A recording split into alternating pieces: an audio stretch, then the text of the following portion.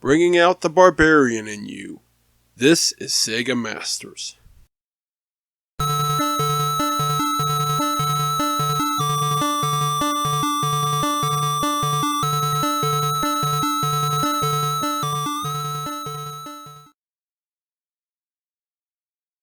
As we continue our look at the Master System's Western library, we're still in the spring of 1989 with another arcade conversion on tap for today's episode.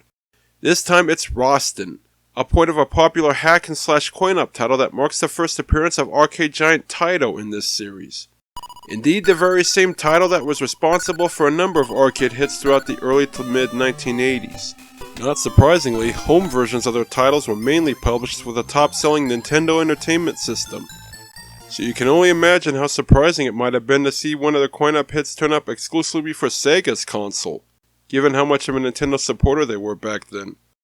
This card puts you in the furry boots of Roston, a barbarian hired by the king of Shama to rescue his daughter from imprisonment in an evil land.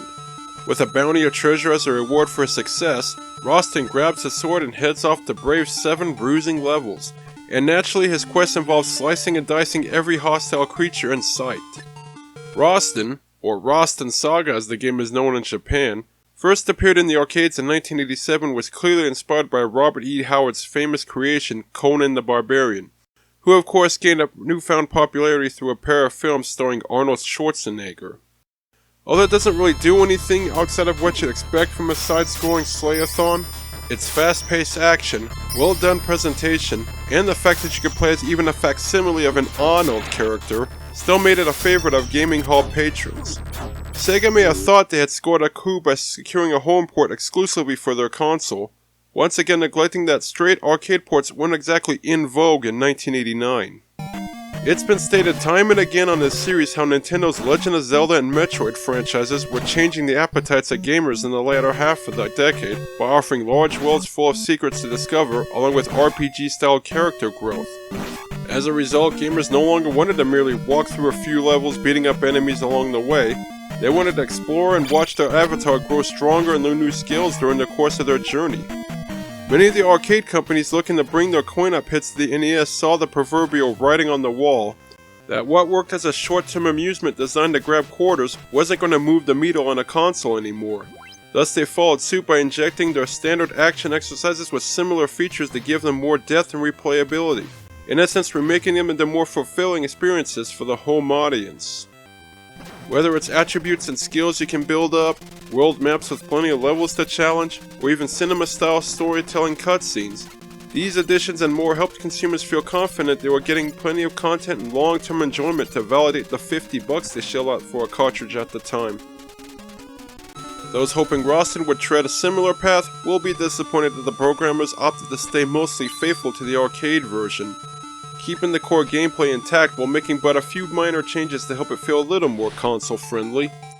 Just like in the coin-op, Roston begins with an ordinary sword as his sole weapon, but can pick up stronger arms along the way, such as morning stars, battle axes, and even a blade that shoots fireballs for long-range attacks. Slaying your foes also causes power-ups to randomly appear, including items that can increase his defense or restore health. However, unlike the arcade version, Roston no longer dies immediately upon falling into a body of water or even a fire pit. Instead, your health meter is just gradually sapped as you attempt to work your way out of your predicament. The layouts of each level have also been dramatically redesigned to feel much shorter and brisk, while still offering multiple paths to march through. In some cases, they even take place in completely different settings than their coin-op counterparts. Once you finally breach the fortress, you now have to make your way through the twisting corridors filled with traps and obstacles to reach the boss waiting to confront you. This card's presentation does fall short compared to the coin-op's visuals and audio, yet still manages to be somewhat decent. You're treated to a variety of brightly colored environments during your adventure, and the sprites do resemble their arcade counterparts despite their rather shrunken appearance. A fair amount of choppy animation and sprite flicker does pop up during the action. Shockingly, the blood splatter when you carve an enemy up was left intact for this home release, even though it's rather tame by today's standards.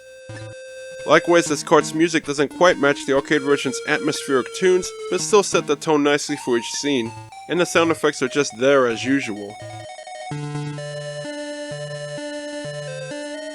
Naturally, the stage concludes with a fight to the death against the boss, although the Master System version features a different roster of end-level guardians than the arcade version. These are your standard learn the pattern and strike back confrontations, yet for whatever reason your health bar slowly depletes during the battle, prompting you to conclude it as fast as you can.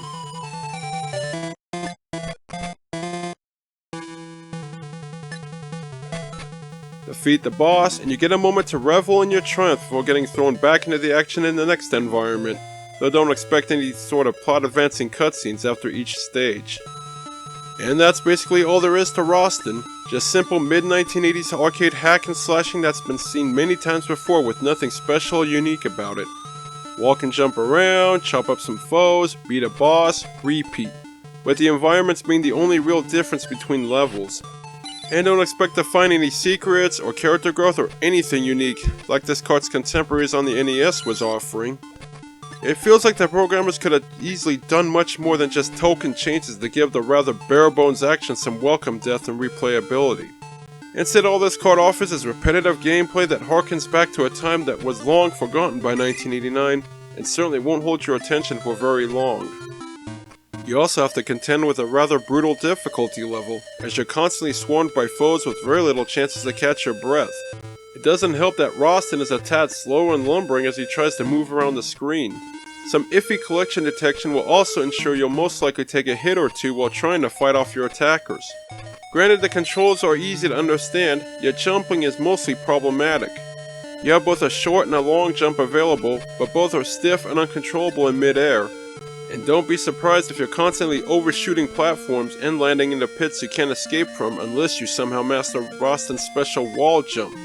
On top of that, you have just one life, even though Roston can take quite a bit of punishment.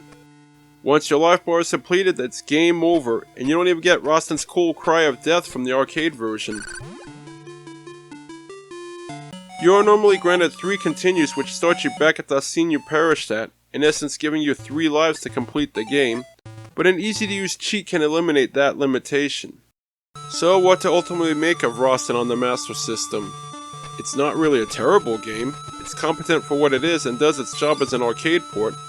It just comes off as rather archaic and dated compared to what the NES was offering around this time, and contains nothing to help it stand out from other arcade-style exercises. Only having 7 levels also means you'll probably squeeze just an hour or 2 of enjoyment out of this cartridge before moving on to something else. Your persistence is rewarded with a solid Conan-esque ending, despite the final boss being a bit of a letdown.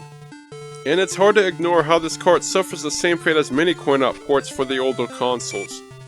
While Rastan was perfectly fine when it was the only option for those looking to play the arcade game at home, it's been rendered all but obsolete by the 2005 Taito Legends Retro compilation, which was released for several platforms and can still be downloaded online on certain websites. Naturally, Rastan was one of the titles included in this collection, offering fans of the original a near-perfect emulation which allows them to relive the game without any tweaks or compromises.